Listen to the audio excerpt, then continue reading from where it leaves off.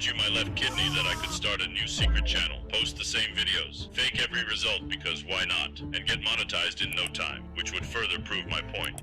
After exposing the farce that are most AI businesses, I want to take matters into my own hands and show the world just how fake the make money niche on YouTube is. I've created a new channel where I will post the same kind of content as every other guru to prove what really makes money in the finance niche. Talking about how to make money. The rules are simple for this experiment. First, I won't show or name the channel to start from a blank slate. Second, the content will be the typical stuff you would expect, like talking about YouTube automation, selling AI art designs, and other pipe dreams. Third, to add further salt to injury, I will fake every result I show in these videos. This means if I make a video on this channel titled, How I Made $27,380 by Doing This Thing, I would show a fabricated result. This could be by altering the website, editing the footage in post-production, or taking screenshots from other creators. Fourth, the experiment ends when I reach monetization or it doesn't work out. If I truly don't get anywhere with this experiment, you can call me a poopy head. So what's the point of this experiment? Because you as a fellow Gigachad may think, well, these gurus are obviously lying and make the most money. And you are right. But the number of people with this mindset is tiny.